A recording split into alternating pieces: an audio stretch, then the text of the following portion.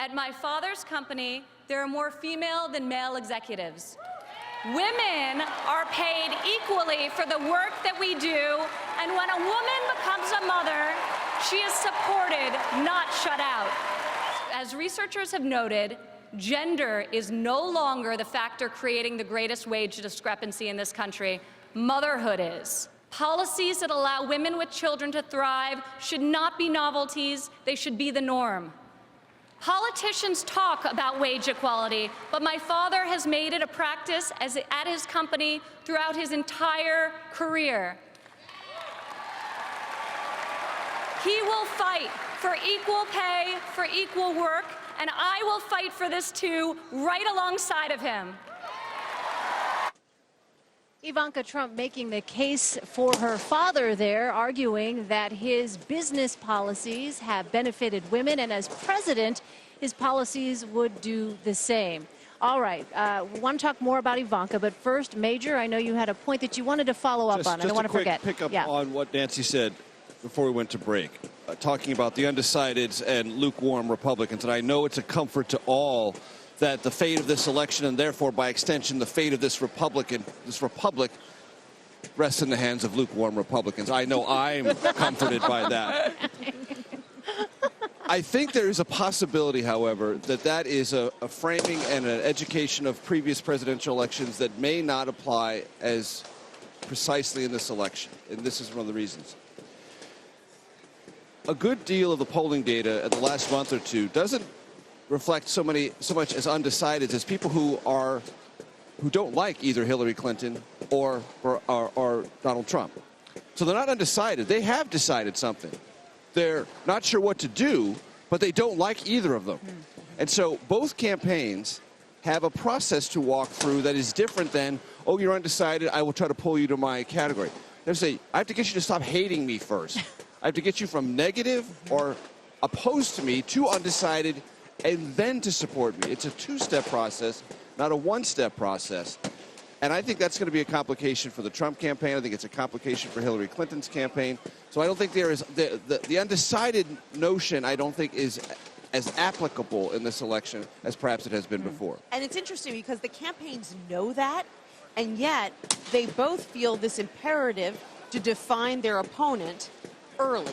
And so the Clinton campaign knows that she's got big problems when it comes to, the way that people view her, the way that they see her honesty, her trustworthiness. And yet she has spent so much time tearing down Donald Trump because, one of the, are we getting balloons? Yeah, we're getting balloons.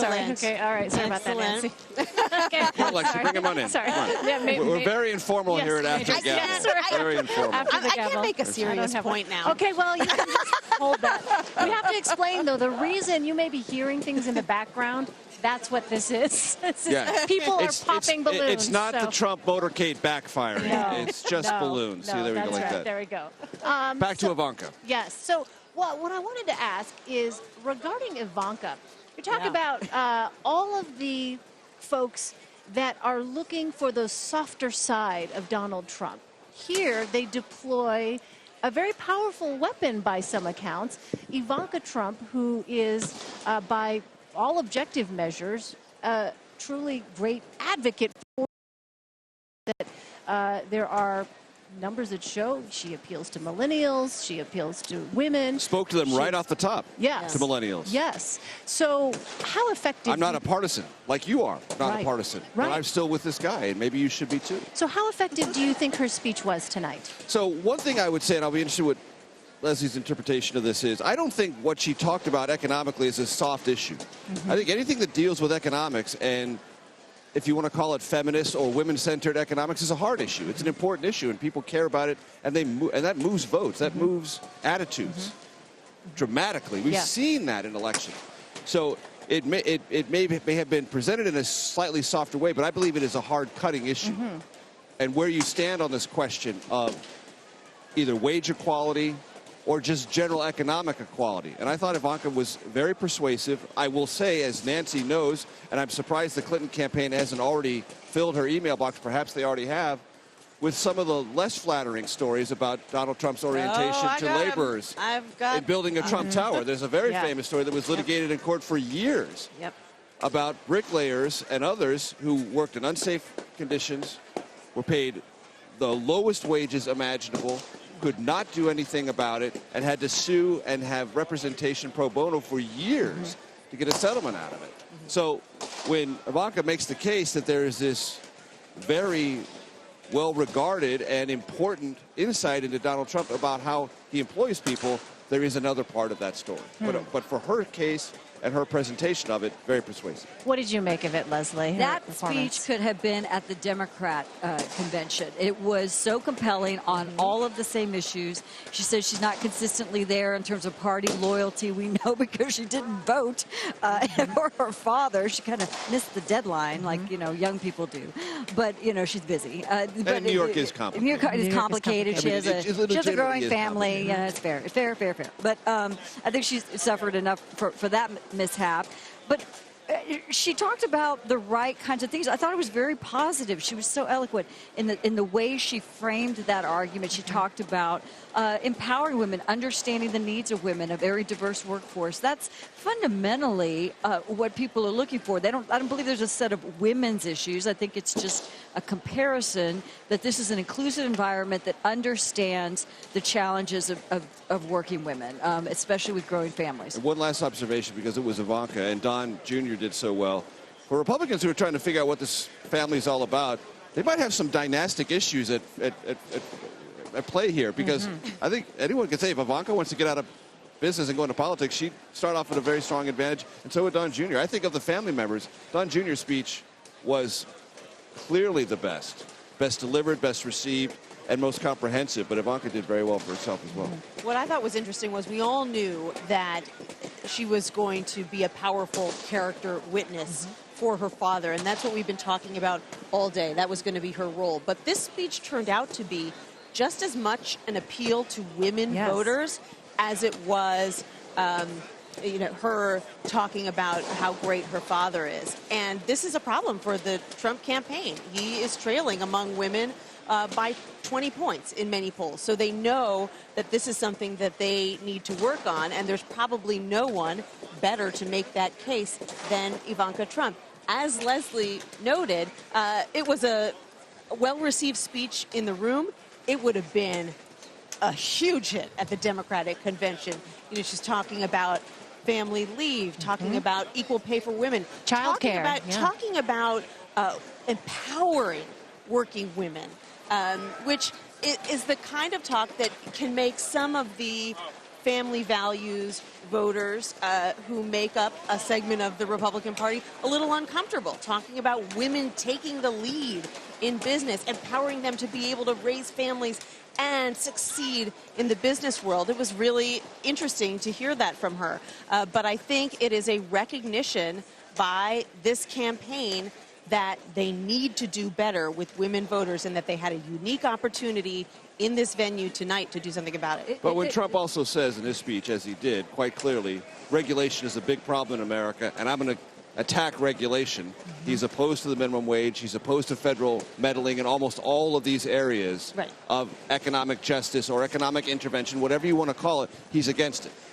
So you can have Ivanka's rhetoric, and you can say, well, in a company that my father owns, or several companies, he's done this, which is an example of the private sector addressing it on its own, which is a method of approach.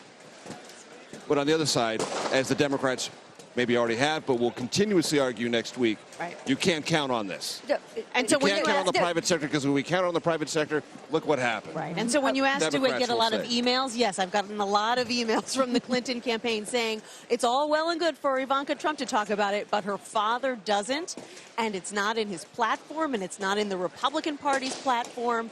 Hillary Clinton walks the walk, even if Ivanka Trump is now talking the talk. The contrast is going to be that they feel it is a federal requirement and another federal regulation to enforce something that he has proven that the free market can do independently for the purposes of having the best human capital, that you get the best employees when you offer the best benefits, that this is in a competitive environment, you have to offer those types of solutions if you want to keep working women in your workforce and have people to have options. So I think it's a very nice contrast to that and saying this is what works for us, why our business grows, because we get that, and let's reduce regulation, let's empower business, give them more choice so that they can have a competitive workforce versus saying it's a mandate to do it, which is where I think the Clintons are going to fall. An ideological division that has existed in this country and been debated politically since the dawn of the Industrial Revolution.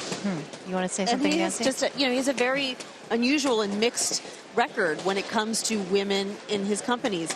By all accounts, he has promoted women to roles in his company, leadership roles that women typically have not held in the construction business, and earlier than almost anyone was doing it. On the other hand, he has talked about the fact that pregnancy is an issue. It's a problem.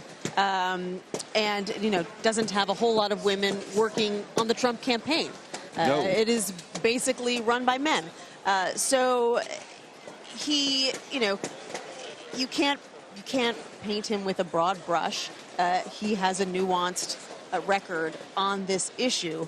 But the Clinton campaign is arguing, at the end of the day, you got to look at the platform. You got to look at what he's proposing to do, not what his daughter is talking about on a given night. One thing about the campaign, it's so small that you can say, as compared to anything else, he discriminates against everyone equally because he doesn't hire anybody to work for his campaign. So he's completely equal across that. Equal opportunity discrimination. Forget it. Forget about it. Nobody gets a job. Okay, got it. It's like 4 people here. Okay? Nobody gets a job.